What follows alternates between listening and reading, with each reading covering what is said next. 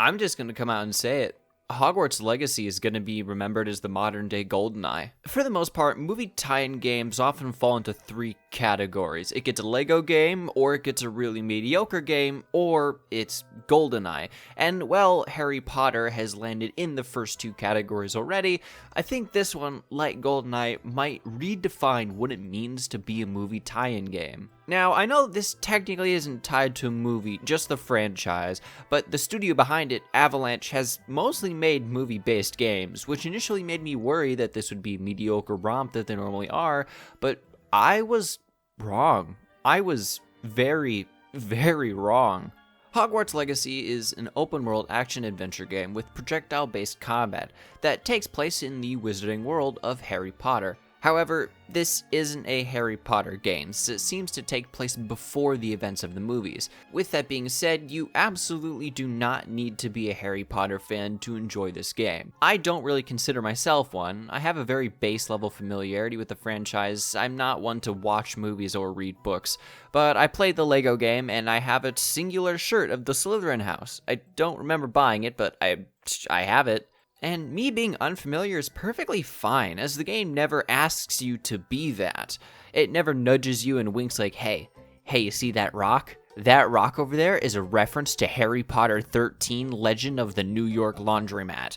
Now, even though this rock isn't really a reference to anything, it is a very nice looking rock. In fact, if there's anything anyone could tell you, is that this game is really pretty to look at. Even from the first time the game gives you control, it overtakes you with these massive sweeping vistas. It's incredible. Honestly, I think this is one of the best looking games I've ever played. I am playing on the low graphical settings because of performance issues, and even then, everything looks like it was made with such detail. Everything comes together to make Hogwarts and its surrounding lands feel, well, magical. Everything from the characters to the monsters are all crafted with such care. There's so much character in everything. There are many interactable items that functionally do nothing but just play a little animation with magic, and it adds a lot to an already robust world.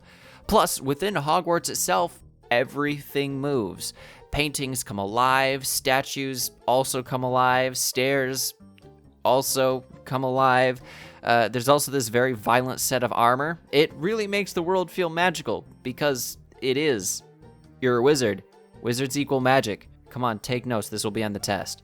The wizarding world has this sense of scale. Yeah, sure, it in itself isn't particularly large, but it definitely feels that way. To my knowledge, this is the first time that the castle of Hogwarts has been fully realized, and it certainly uses every bit of that real estate. It's very easy to get lost in here. There are secrets, and the layout is really confusing, which I initially thought would be extremely irritating, but it just wasn't, as every time I would get lost, I would just instead stumble across some kind of secret. The town of Hogsmeade definitely has to be one of my favorite places to be. It has this almost realistically cartoonish look.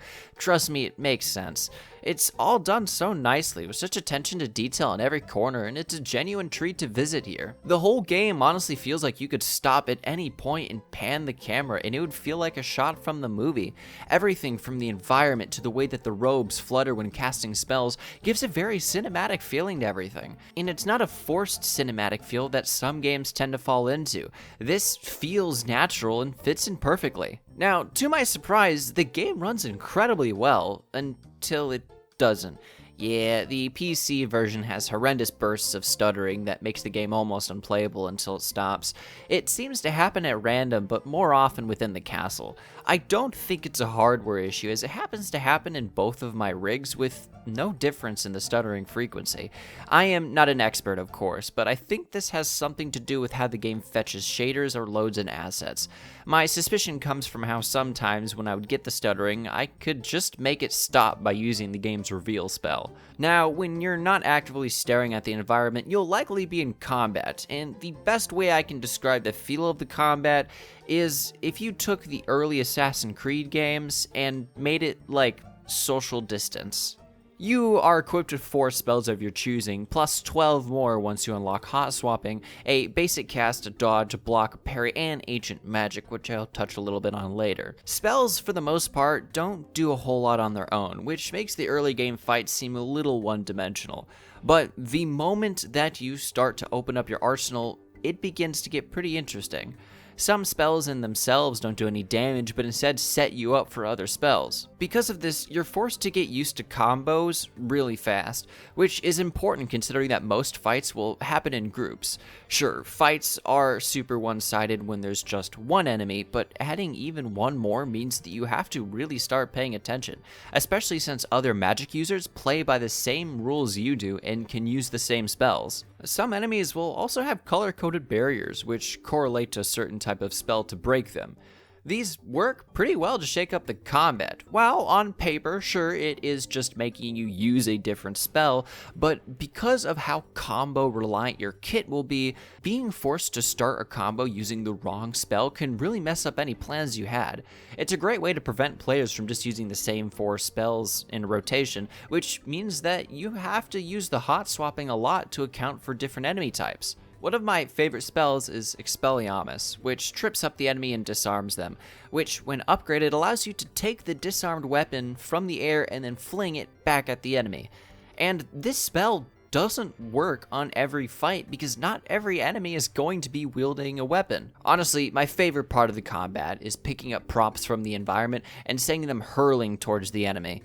It's not flashy and it doesn't look particularly magical, but the image of an anvil flying at your face at 80 miles an hour is one that your enemies will certainly not forget. And the thing is, you can't use this in every fight, as there's not always going to be things there to fling or weapons to take. And even when you do, there are only so many you can use. It's a lot of fun. Now, the fling is part of this ancient magic that you have. The other part is this very high damage blast that recharges as you deal and take damage. Now, I don't particularly like this. The execution was good, and there's many animations that play. I just kind of thought that it would amplify existing spells rather than it being its own. I do take that back though. I don't dislike it. I think it works well enough and was implemented in some of the game's bosses fairly well. I just had different expectations for it, which is perfectly fine. In the beginning of the game, you only have a few spells. The story missions will have you learn a few. But other than a few other spells that you need as prerequisites for other quests, you can learn as many or as little spells as you want. Seeing as Hogwarts is a school, first and foremost, it makes sense that the professors are the ones to teach you these skills.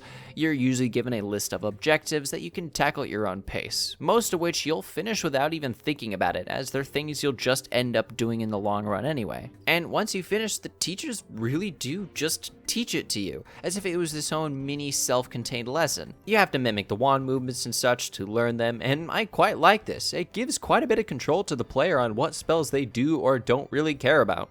Plus, being taught these gives an in-universe reason on how you learned these spells. Not like how in other games where it's like, you leveled up while fighting a donkey and now you suddenly know how to pull an asteroid out of your butt or something. Now, I'm usually not one to care about the story of a game, but I do adore when small inconsequential details are added. It adds so much character and I really appreciate that. Now, the reason I mention that is because there are these unforgivable curses. No teacher really gives this to you, as why would they? They're unforgivable, they're not supposed to be taught. But these come up during side quests, and you can straight up deny being taught them. You can just choose to not learn these banned spells. If you want to be a good wizard, then you can. If you want to be a dark wizard, then you can do that too. It's roleplay with mechanical purpose. And I really like that kind of thing. Now, I had decided not to learn any of these ultra-powerful spells, but at times I kinda wish I had, because the difficulty of this game is wobbly. It's a bit all over the place. Now, I had chosen to play this game on hard. I don't know why I did that. That's not something I would normally do, but I did. And I didn't really notice for the first few hours. Yeah, the way this game handles difficulty is that it just kinda doesn't. What determines how hard a fight will be is almost purely based on how big of a group you're facing is. Individual or even small sets of enemies are almost mind-numbing to fight, but at a certain point it becomes a little bit too much to juggle and becomes much harder than it should be. The combat is fun, but the only time that it's actually hard is when your ability to multitask fails you. As the bosses, they're fun, but extremely easy because there's only one of them. I think the combat was made with this crowd control mentality in mind though, as almost all of the spell upgrades are centered around affecting more than one target. And honestly, as unfair and frustrating as these seemingly random difficulty spikes are, I honestly quite like it.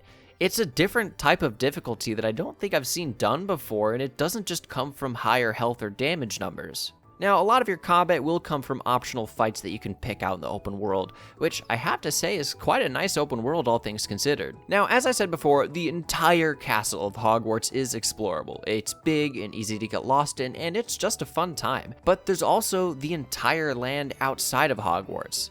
Now, the actual landmass that you have to roam isn't particularly big. It doesn't take that long to run from one side of it to the other, but I don't think that's a problem here, as what it lacks in size, it makes up for density. There isn't a lot of space here, but the team at Avalanche made sure to cram as much as they could into it. Sometimes it's enemies, or a cave. There are also Merlin puzzles and Agent Magic puzzles, and enemy encampments. You can capture beasts. There's balloons to pop on your broom. It's full of just stuff to do.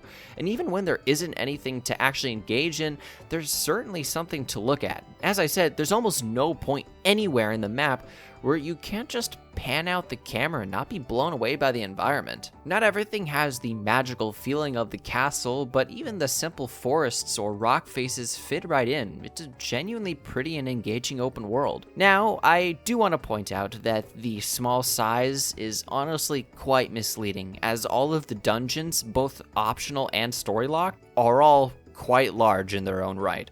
So if exploring is a big thing for you, then don't let the size of this map be a hindrance to your enjoyment, because I don't think it will be. Honestly, my favorite part of exploring has to be Revelio. This is a spell that you get really early on. All it does is highlight interactables, including through walls, but it also can reveal these hidden pages scattered around, usually in front of items of interest. Now, honestly, I will say, right here, this is the only advantage that longtime Harry Potter fans have, as many of the pages will be near items mentioned in the movies like chocolate frogs or butterbeer. They give a big chunk of EXP, but also a small little blurb about the item. Good fan service and good fun for me, someone who doesn't really know what most of this stuff is. Honestly, I can't overstate just how much I loved wandering around the castle or Hogsmeade, just casting this spell to find these. I didn't find it monotonous, it was just fun. You get a little jingle when you're near a page, and it certainly helps you track down its exact location. It's just a lot of fun. You also have a large selection of side quests all the time. I enjoyed these a lot. They function much the same as The Witcher 3. They're all voiced, many of them are just mundane or simple tasks, but honestly, I think that works well. It's Hogwarts. It's a bunch of teenagers with teenager problems, and then sprinkle in some magic, and it makes things like finding missing books quite fun. I do think that it works well, since none of these seem pointless. Sure, you do get physical rewards like transmog or gold, but it's just fun to participate in these small micro-adventures. Yeah, I don't know most of these characters, and I probably won't see them ever again, but I still want to help them, which I do think in part is because of the really good voice acting. Yeah, sometimes the lip sync is a bit off, but the writing and voice acting itself is quite good. Now, one of the many things you'll find out in the open world are these Merlin puzzles. Completing these just gives you more inventory space. Think the Koroks from Breath of the Wild, but like, not implemented as well. The puzzles themselves can range from okay to clever, but you don't always have what you need to complete them. In Breath of the Wild, you had all the tools you needed to beat every single Korok puzzle the moment that you get out of the Great Plateau. Here, some of the puzzles don't follow that, at least I don't think so. Honestly, I like learning spells, but odds are, if I pass by a Merlin trial, I'm not gonna have that in mind once I unlock the spell it needs. On one hand, it does mean that there are more different types of puzzles, but considering how often my inventory was full, I went out to grind these, and there were a few I just couldn't complete because I didn't have the right spells. There are also these puzzles linked to Agent Magic, just littered around the open world. I, however, think I'm just too stupid for most of these. I want to throw anvils and barrels at spiders, not use my brain. All jokes aside though, I didn't particularly enjoy a lot of these open world puzzles, but the main dungeons have some really solid ones. At one point, they introduce these portals that don't take you anywhere, but reveal or take away certain parts of the map or the props in it. There was this one area. It's not a puzzle per se, but it did have enemies spawn on both sides of this portal. You can only harm some of them at a time, and the other ones can still harm you. I thought this was really cool, and I do certainly hope that this idea continues to be built on as I press forward. The one thing I was disappointed about is that the main big dungeons have reused bosses. Yeah, I did like how the moveset built upon itself. It's not like it's the exact same fight over and over again, but even so, you have an IP with magic and monsters galore, and you chose generic big statue. I get it, it makes sense contextually, but still. Even though I didn't like the reuse, I still think they're good fights in their own right. I honestly quite liked most of the main missions so far. Nothing really felt forced or pointless. You're not always on the go to reach the end goal. Sometimes it forces you to take a break, which makes sense when you look at fatigue, but it also makes sense in universe, as you are a student and you do need to keep up with your studies. Now, this is a little personal nitpick of mine. Not having a silent protagonist is awesome. I understand the value that comes from a main character who doesn't speak, but I still don't really like it most of the time. Being able to actually engage in conversation is quite nice, and I did like the character creator. It's not the most robust of creators, but I do think it served its purpose well enough. At the end of the day, I quite liked Hogwarts Legacy. This is a game that fans have been dreaming about, a fully realized version of a world that has been in the making for years. But all that is hogwash. Really, all you need is flying anvils. I've been Koji. Thank you all so much for watching. If you guys liked the video, then liked it. If you guys want to see more, then subscribe. If you've already played the game, then let me know in the comments what your experience was like. Anyway, with all that, I hope you all enjoy the rest of your day, and I will see you all in the next video.